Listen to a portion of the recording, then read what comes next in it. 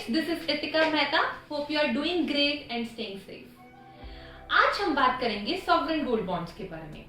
आज हम इसके फीचर्स, एडवांटेजेस और डिसएडवांटेजेस की बात करेंगे।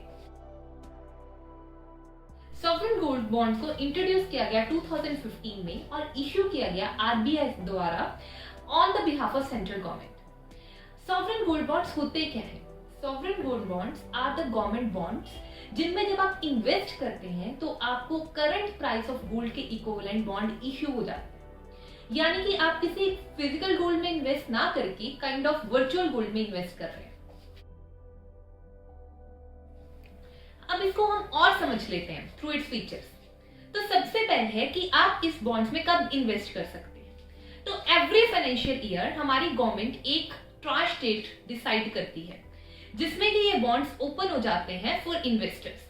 जैसे कि आने वाली 22 अगस्त से लेकर 26 अगस्त तक ये बॉन्ड्स ओपन होंगे और अगर आप लोग इंटरेस्टेड हैं तो आप उनमें इन्वेस्ट कर सकते हैं। सेकेंड आता है कि इसको अप्लाई कैसे करना है। तो अप्लाई करने के लिए दो मोड्स हैं, एक है ऑनलाइन मोड, दूसरा है ऑफलाइन मोड।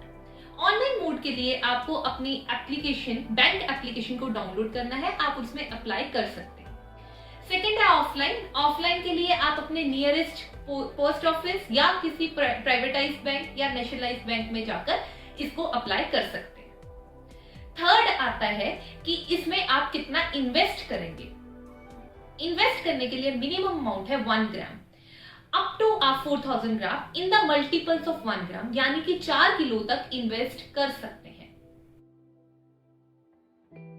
अब बात करते हैं इसके रेट ऑफ इंटरेस्ट की। इसके ऊपर रेट ऑफ इंटरेस्ट है 2.5% पर एनम, जो आपके अकाउंट में सेमी एनुअली क्रेडिट होगा। पर क्योंकि इसके ऊपर टीडीएस डिडक्ट नहीं होता है, इसलिए इसको आपको अपने कैपिटल गेन्स में शो करना है, यानी कि ये इनकम टैक्सेबल है।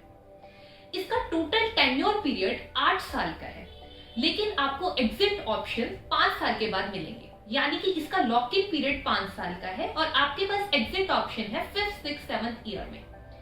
आपके पास जो मेच्योरिटी अमाउंट आता है वो एक टैक्सेबल इनकम नहीं है, यानी कि आपको उसके ऊपर कोई भी टैक्स पे नहीं करना है। लेकिन अगर आप अपनी मेच्योरिटी अमाउंट को एग्जिट ऑप्शन में लेते हैं, यानी कि 5th, 6th, 7th ईयर में लेते हैं, तो वो इनकम टैक्सेबल है, यानी कि उसके ऊपर टैक्स लगेगा। चलो अब हम इसको एक एग्जांपल के थ्रू समझते हैं।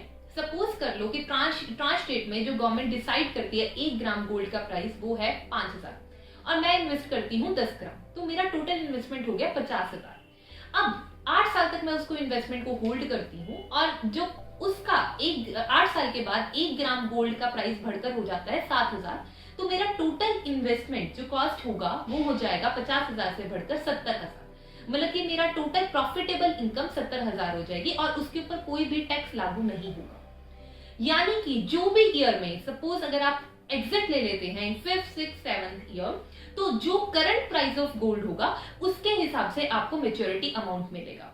लेकिन ध्यान रहे कि 5th, 6th, 7th में एग्जिट लेने पर आपको टोटल इनकम पे टैक्स पड़ेगा, जबकि 8 साल तक होल्ड करने पर आपको कोई टैक्स नहीं पड़ेगा। अब बात करते हैं इसके प्रोज की। इसका सबसे पहला एडवांटेज ये है कि ये एक नॉन रिस्क इन्वेस्टमेंट है, मतलब कि इसका जो रिस्क फैक्टर है वो बहुत कम है क्योंकि ये एक गवर्नमेंट बॉन्ड है, तो इसको हम हाई रिस्क में काउंट नहीं कर सकते। सेकंड, आप एक फिजिकल गोल्ड में इन्वेस्ट कर ही नहीं रहे हो, तो आपको जो संभालने का झंझट है वो बहुत कम हो जाता है। थर्ड, इसका एडवांटेज है कि इसका जो अमाउंट ऑफ इन्वेस्टमेंट है, मिनिमम अमाउंट ऑफ इन्वेस्टमेंट बहुत कम है। लास्ट ट्रांश पीरियड में 1 ग्राम गोल्ड का रेट डिसाइड हुआ था ₹5091, विच इज वेरी लेस, और कोई भी इसमें इन्वेस्ट कर सकता है। चौथा एडवांटेज है कि अगर आप इस इन्वेस्टमेंट को 8 साल तक होल्ड करते हैं तब आपकी जो भी मेच्योरिटी अमाउंट है वो टैक्सेबल नहीं है, so it will not be a part of your taxable income. जैसे कि हर चीज के प्रोज एंड कॉन्स होते हैं, इसके भी कुछ कॉन्स हैं, तो हम उसके बारे में डिस्कस कर लेते हैं। तो सबसे पहले डिसएडवांटेज है lock in period. Lock in period 5 साल का है मिनिमम, मतलब कि आपको मिनिमम 5 साल तक तो पैसा रखना है और मैक्सिमम अगर आप टैक्स बचाना चाहते हैं तो 8 साल तक आपको पैसा इन्वेस्ट करके रखना होगा।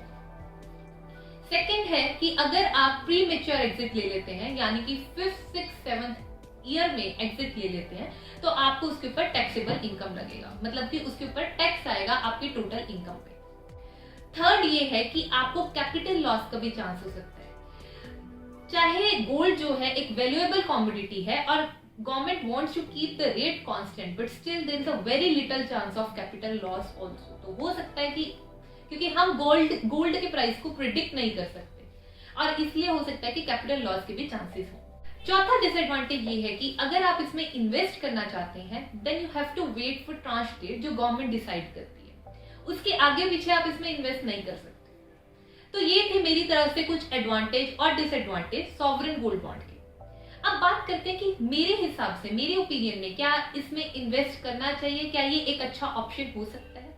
तो इन माय ओपिनियन अगर आप अपना पोर्टफोलियो डाइवर्सिफाई करने की कोशिश कर रहे हैं तो ये एक अच्छा ऑप्शन है, क्योंकि ये एक नॉन रिस्की इन्वेस्टमेंट है। सेकेंड ये कि इसमें जो अमाउंट, मिनिमम अमाउंट आपको इन्वेस्ट करना है वो बहुत छोटा अमाउंट है जो आप कभी भी इन्वेस्ट कर सकते हैं। तो that's all about sovereign gold bonds. अब अगली बार आप किसी से इस टॉपिक पे बात करते हैं तो आपके पास इनपुट्स हैं शेयर करने के लिए, क्योंकि अब आपके पास बेसिक इन्फॉर्मेशन है। If you like this video, please give me a thumbs up and please do comment and subscribe to my channel. Until then, stay safe and please take care. Bye.